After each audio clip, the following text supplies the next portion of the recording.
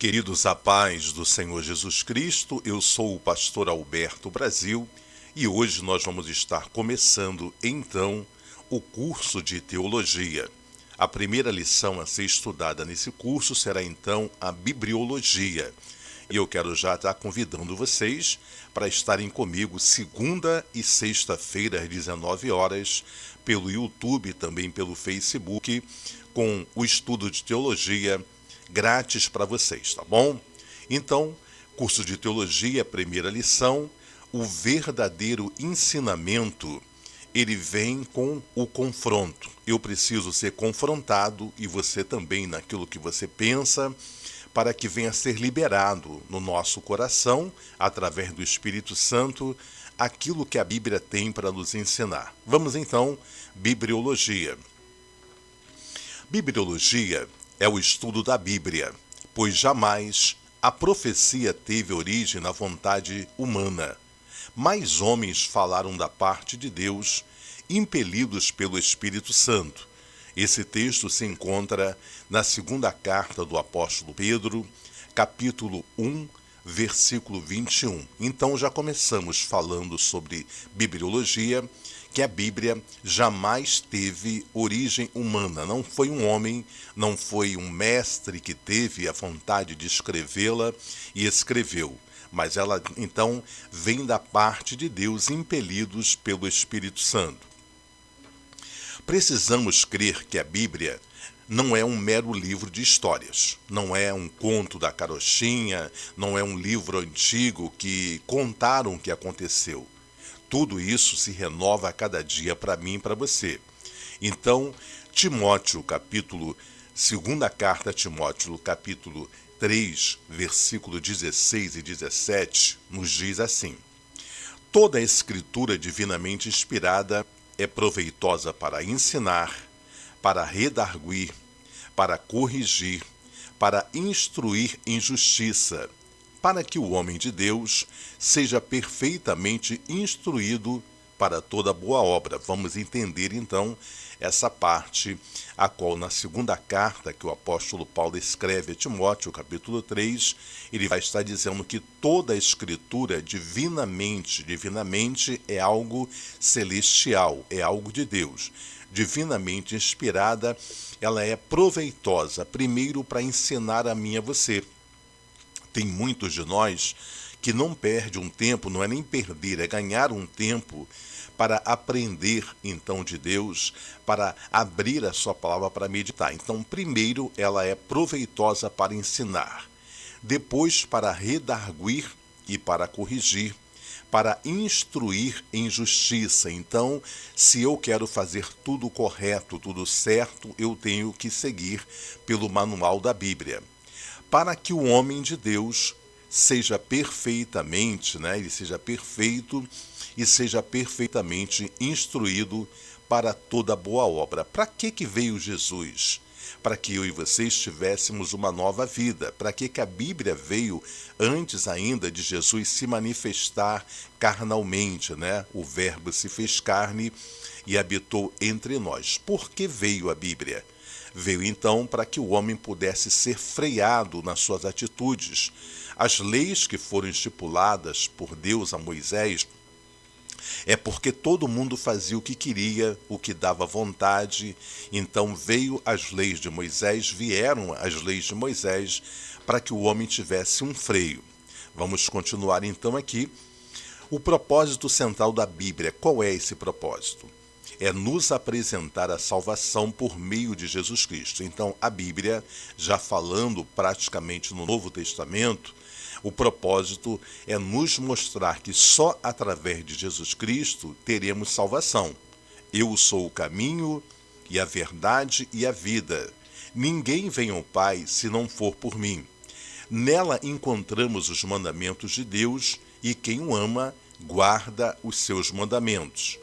A única maneira de vivermos de acordo com a vontade de Deus é por meio da sua palavra, que é o quê? A Bíblia. Se vocês me amam, obedecerão aos meus mandamentos. Está em João 14, versículo de número 15. O principal livro de onde nós podemos extrair todo o conhecimento para o estudo da teologia é a Bíblia, a Palavra de Deus. Não tem como procurar livro de ciência, qualquer uma outra história, para você ter conhecimento da teologia que fala sobre Deus. A arqueologia, a filosofia e muitas outras ciências muitas vezes reafirmam e confirmam as verdades bíblicas. Porém, sempre que nos vermos frente a situações em que a palavra de Deus é colocada em xeque, precisamos, pela fé, escolher crer na Bíblia. Sempre que alguma coisa confrontar um governo, um presidente, um rei, enfim, um governante, que ele se confrontar com a palavra de Deus, nós devemos escolher firmemente crer no que está na Bíblia. Terminologia. A palavra Bíblia, ela é derivada da palavra grega biblion, que significa rolo, livro. Ela é um conjunto de livros contendo ao todo 66 livros. As duas outras formas mais usadas para se referir à Bíblia são escritura, que era muito usado no Antigo Testamento, e muito mais ainda no Novo Testamento, a palavra de Deus. Então você ouve muito hoje falar a palavra de Deus, já no Novo Testamento. Então, vamos continuar. Atitudes com relação à Bíblia. Posicionamentos em relação à palavra de Deus, isto é, como diferentes grupos a veem.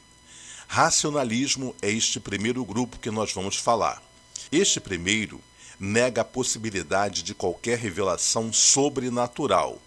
Nesse posicionamento, tudo que vemos na Bíblia saiu do próprio homem sem intervenção divina. Então, o racionalismo, esse primeiro grupo, vai negar qualquer possibilidade de revelação sobrenatural. Para eles é algo que criou-se a religião e não foi através de Deus.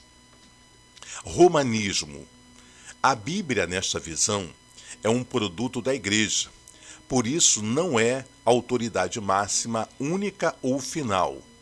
Misticismo. Para o grupo que adota esta visão, a experiência pessoal tem a mesma autoridade que a Bíblia. Deixa eu explicar para vocês então aqui.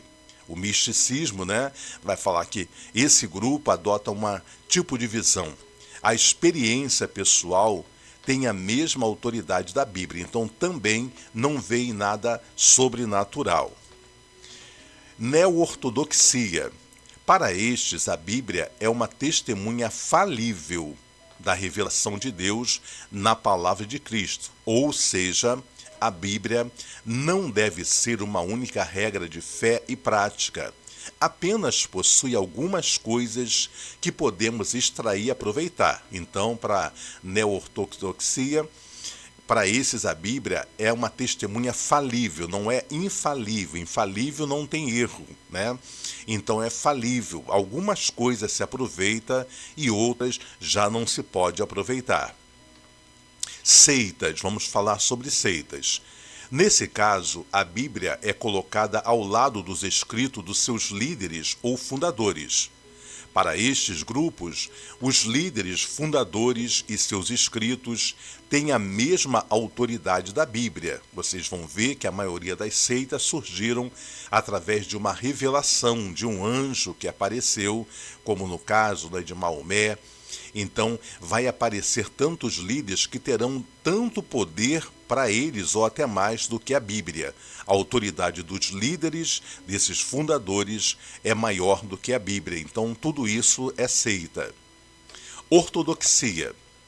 Para este grupo, a Bíblia é a única base de autoridade, a única regra de fé e prática. Conhecer essas atitudes e posicionamentos é importante para entendermos de fato no que cremos e como cremos. Qual é a sua atitude em relação à palavra do Senhor? De tantos grupos que nós falamos, nós vemos que a ortodoxia, ele então crê que a Bíblia é a única regra de fé e prática. Eles conhecem então que essa palavra vem de Deus. Vamos agora então à carta que o apóstolo Paulo escreveu aos Romanos, capítulo 10, do versículo 9 ao versículo 11.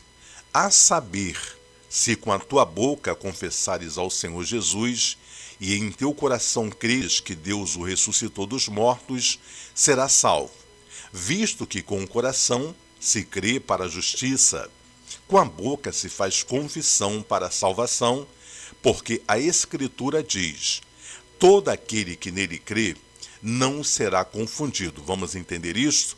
Então, Paulo está falando à igreja de Roma e falando hoje também para nós, através das suas escritas, a saber, se com a tua boca confessares ao Senhor Jesus, então eu preciso, para a salvação, confessar que Jesus Cristo é Senhor, que Ele morreu e ressuscitou. Se no coração eu crer que Deus o ressuscitou, então eu sou salvo. Tem muitas pessoas que até confessam, né, Jesus Cristo, eu aceito Jesus, mas no coração mesmo não creem. Visto que com o coração se crê para a justiça e com a boca se faz confissão para a salvação. Então, precisa a boca falar e o coração crer. Porque a Escritura diz: todo aquele que nele crê não será confundido, quer dizer, não será envergonhado, não ficará sem saber para onde ir. A Bíblia nos dá a direção. A pergunta que o mundo faz até hoje, que a ciência faz até hoje, é de onde viemos e para onde nós vamos. Não é assim que o mundo pensa? Você não pensa assim. Você sabe que foi criado, formado por Deus e que se obedecermos, nós iremos então para o céu e estar junto com Ele. A autoridade da Bíblia. A autoridade da Bíblia é garantida em suas características de formação, tempo de formação, número de escritores e em muitos outros aspectos que estudaremos a seguir, tá bom?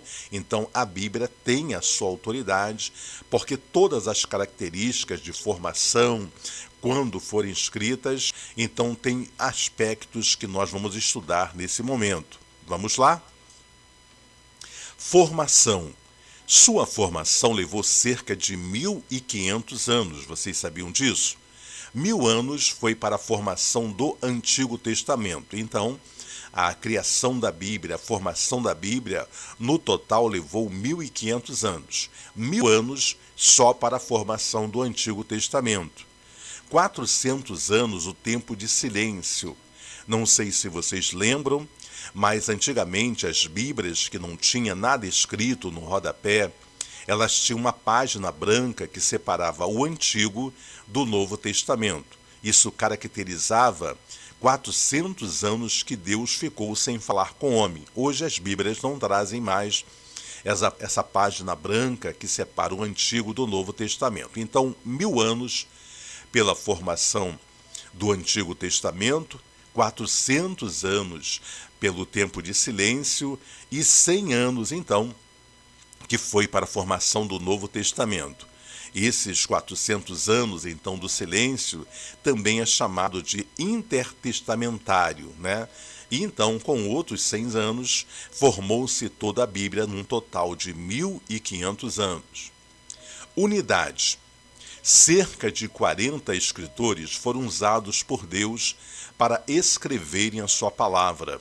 Foram autores inspirados pelo Senhor, formando um só livro em sua só mensagem.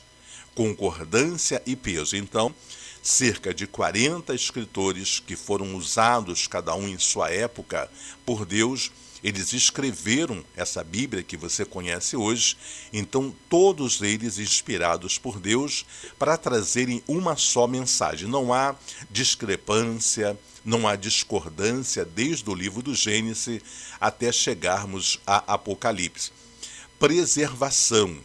O fato de ela chegar aos dias de hoje, ela quem? A Bíblia. Como chegou com um assunto tão atual, nos mostra que verdadeiramente é a palavra de Deus, um livro de uma mesma mensagem. Já tentaram destruir a Bíblia Fizeram fogueiras para queimar todas as Bíblias que existiam na época, mas 49 Bíblias foram resgatadas, né? Porque a palavra de Deus, ela não pode ser destruída. Já imaginaram vocês, se não houvesse a Bíblia, como o mundo estaria hoje? Se a Bíblia não existisse, que não tivesse ali inserida a palavra de Deus, seria uma desordem total. Influência. Uma influência pessoal. À medida que você a conhece e se aprofunda nela, mostra que você quer conhecer mais a Deus. Somente através dela, da Bíblia, podemos conhecê-la. João 17,3. E a vida eterna é esta, que conheçam a ti só, por único Deus, verdadeiro Jesus Cristo, a quem enviaste. Repetindo para vocês, João capítulo 17, versículo 3. E a vida eterna é esta, que conheçam a ti só, por único Deus verdadeiro, e a Jesus Cristo, a quem enviaste. Então, essa influência pessoal, eu não posso esperar, você não pode esperar que alguém leia para você, que alguém medite para você. Se você quer ter conhecimento, se nós precisamos ter conhecimento, nós precisamos tirar um tempo para podermos então meditar nessa palavra, como o salmista vai dizer no Salmo 1. Bem-aventurado o varão que medita nesta palavra de dia e de noite. Então eu preciso ter essa experiência com Deus através da sua palavra. Revelação. Nesse caso, a única palavra é desvendamento, especialmente a comunicação da mensagem divina ao homem. Então, vamos aprender sobre isso. A palavra de Deus é desvendamento. Você vai desvendar alguma coisa que você não conhecia de Deus e da palavra de Deus, né? Jeremias 33:3 vai falar sobre isso. Clama a mim, responder-te-ei, anunciar-te-ei coisas grandes e firmes que tu não sabes. Então é através da palavra, através da oração, que nós chegaremos até o conhecimento de Deus. Charles C. Harry afirma que existem meios de revelação. E estes meios de revelação são pela natureza, primeiramente. Você vai ver que chuva, sol, muitas coisas vão mostrar então a revelação de Deus. Pela providência, quando Deus traz uma providência para mim, para você, acontece alguma coisa que você orou e ali aconteceu essa providência de Deus. Pela preservação do universo. Até hoje ninguém sabe o que sustenta a Terra no ar, né? O que sustenta o universo, e sabemos que é Deus. Através de milagres, por comunicação direta, através de Cristo e através da Bíblia. Então essas são revelações.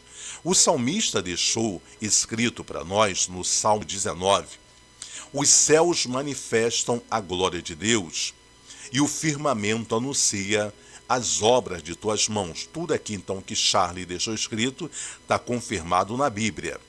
Um dia faz declaração a outro dia, e uma noite mostra sabedoria a outra noite.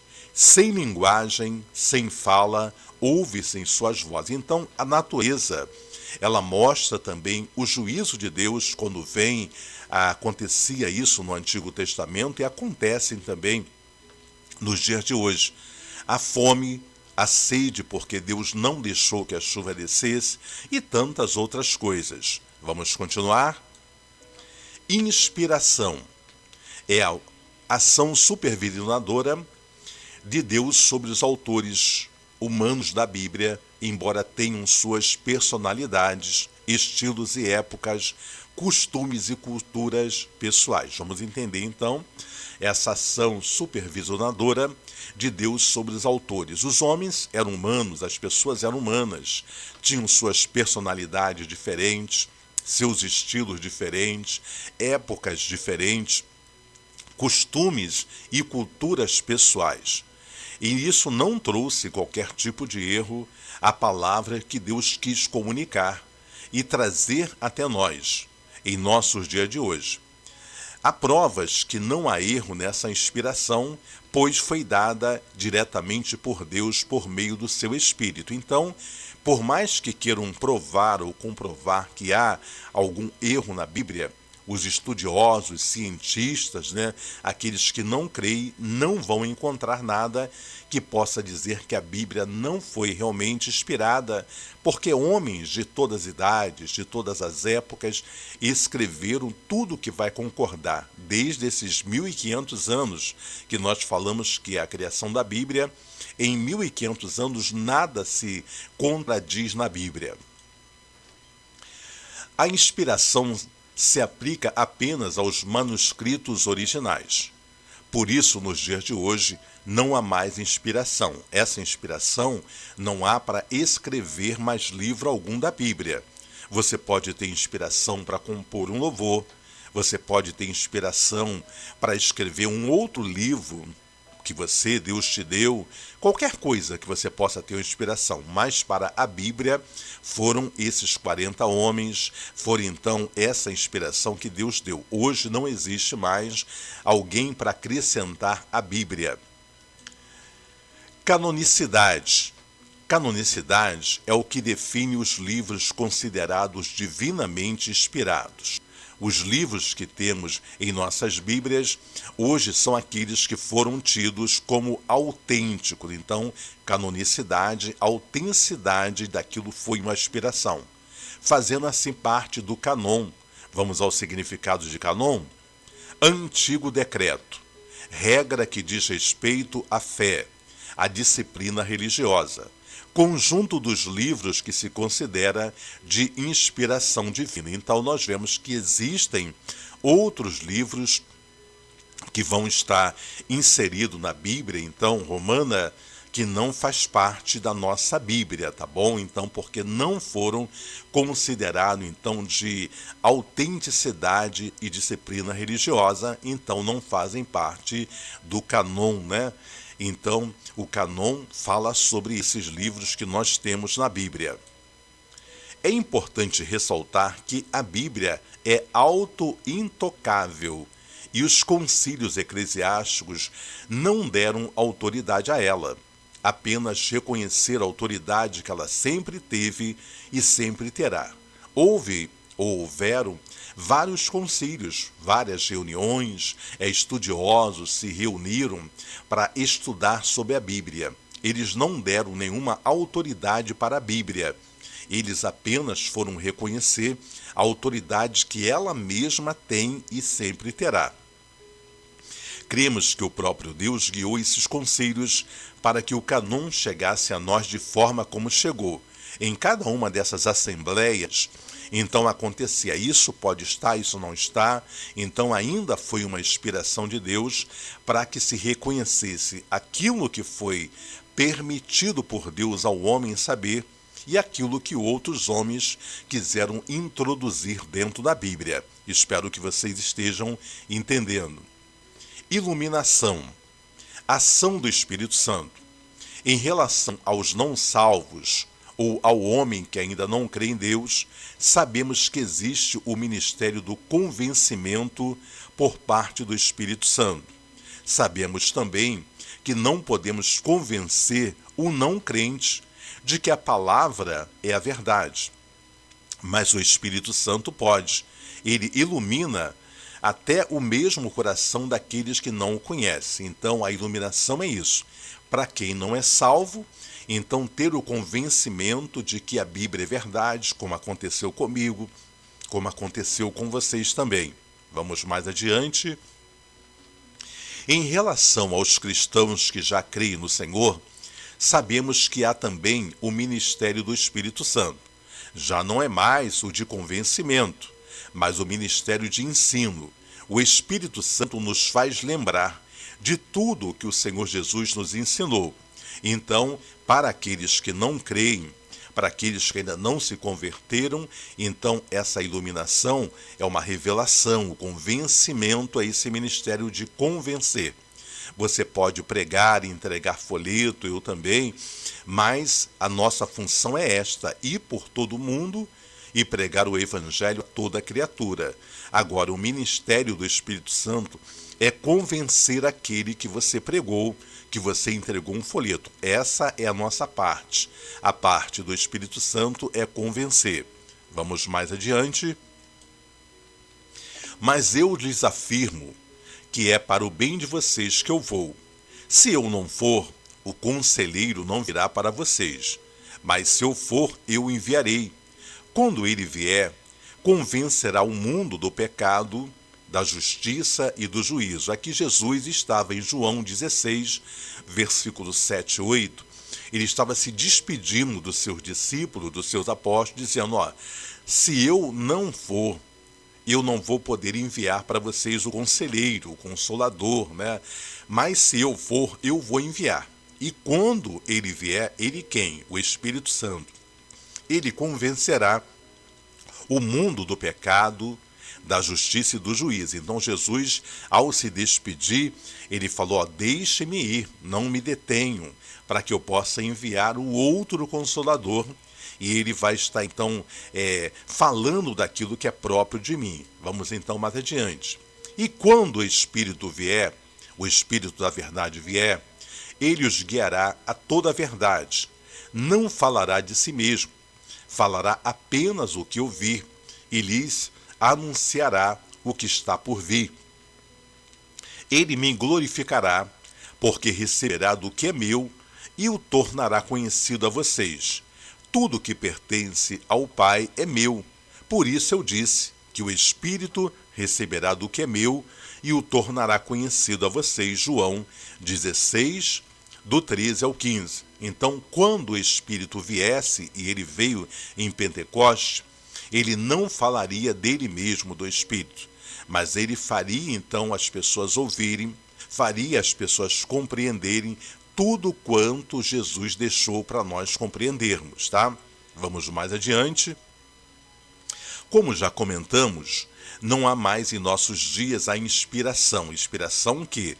Para acrescentar qualquer livro à Bíblia. Você tem inspiração para compor louvores, para escrever até um outro livro, provérbios, enfim. Essa inspiração ainda existe, porque o Espírito Santo age ainda no nosso meio.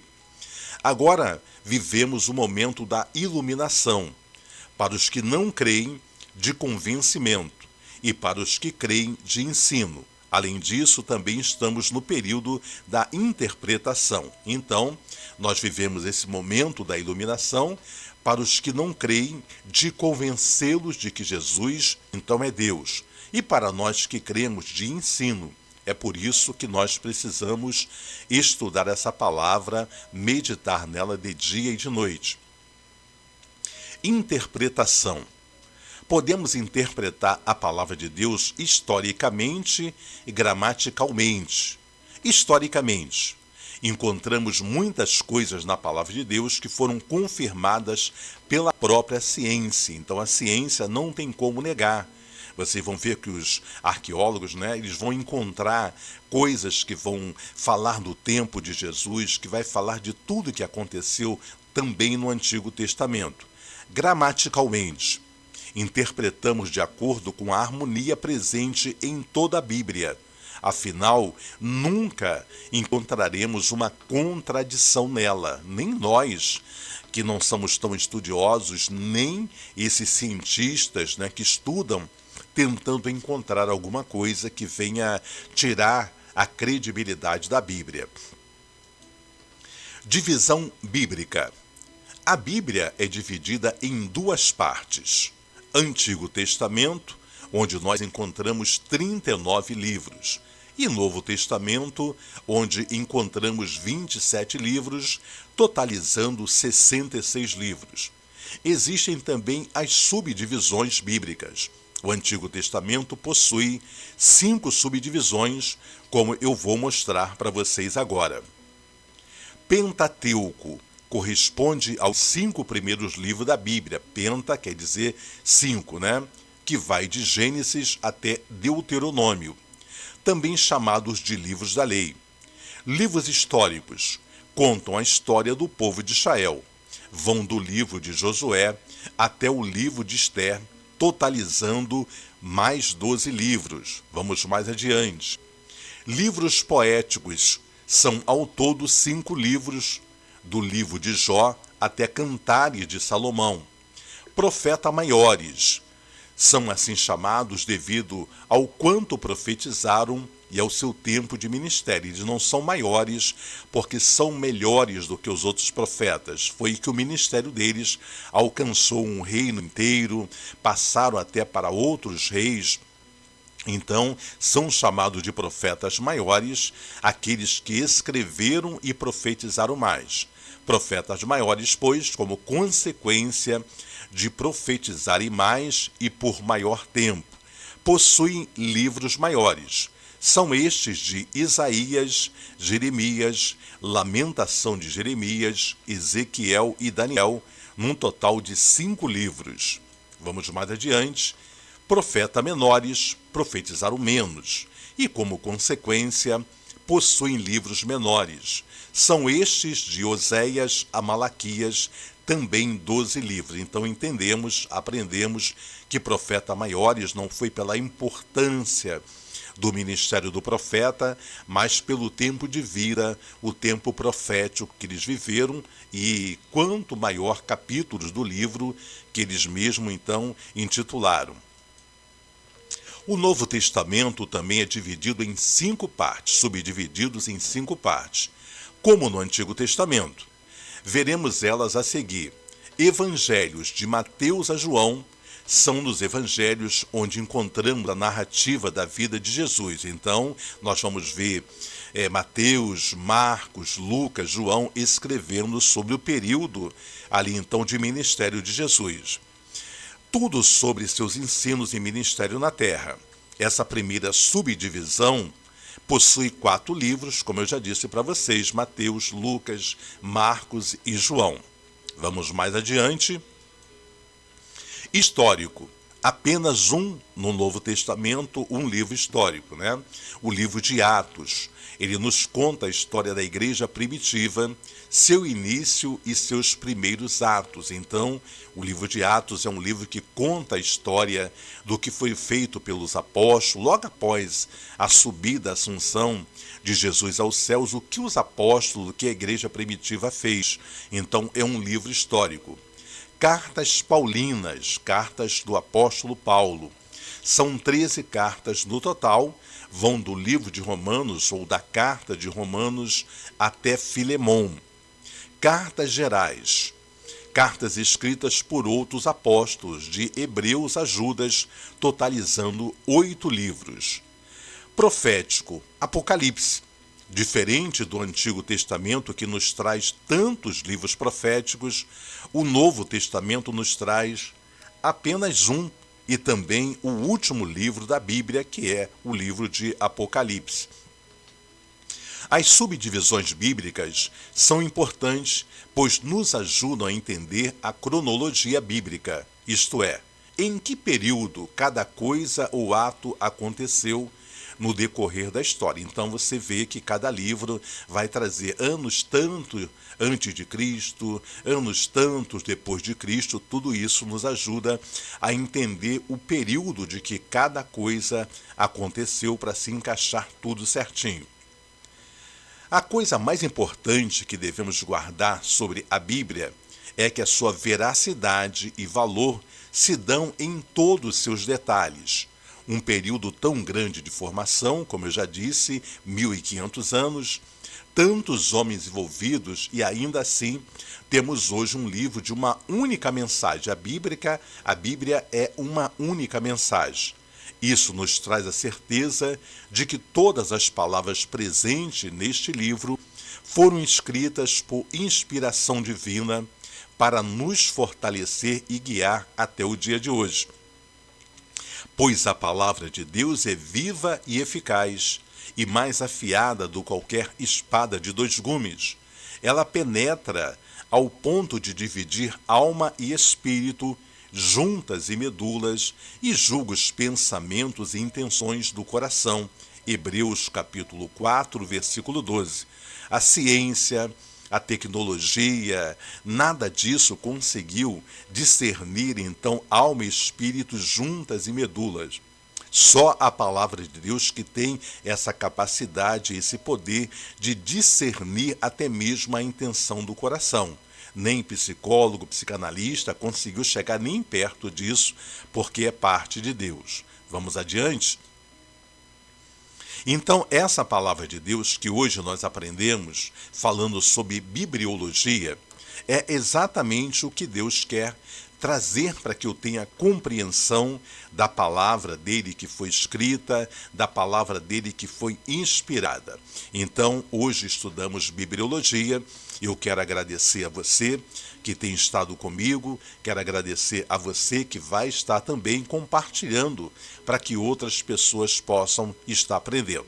Na próxima segunda-feira, nós estaremos então falando sobre teologia, que vai falar do estudo sobre Deus, tá bom? A próxima aula será teologia. Mas agora nós vamos orar, nós vamos estar falando com Deus. Soberano e eterno Deus, Criador dos céus e também da terra, eu te louvo, eu te exalto, eu te bendigo, meu Pai, por esse dia de hoje, por podermos estarmos aprendendo junto a Tua palavra, Senhor. Deus abençoa cada um dos meus irmãos, abençoa também a mim, dá-me a direção do Teu Santo Espírito, Pai, fica conosco. Esta é a oração que eu faço, agradecida a Ti por tudo, em nome de Jesus. Amém e graças a Deus. Muito bem, povo de Deus. Quero convidá-los, nós teremos de segunda a sábado um outro estudo do Antigo Testamento pelo TikTok, tá bom? Então, de segunda a sábado às 8 da manhã pelo TikTok, nós estamos estudando o primeiro livro dos Reis e agora será o capítulo 12. Então, de segunda a sábado às 8 horas da manhã, eu convido a vocês a estarem comigo pelo TikTok. E segunda e sexta, pelo YouTube, pelo Facebook, eu vou estar então com o curso de teologia. Deus abençoe a todos. Agora prometam-me uma coisa. Vocês vão prometer? Então tá bom. Sê tu também uma bênção nas mãos do Senhor Jesus. Beijos e até o próximo estudo. Deus abençoe a todos.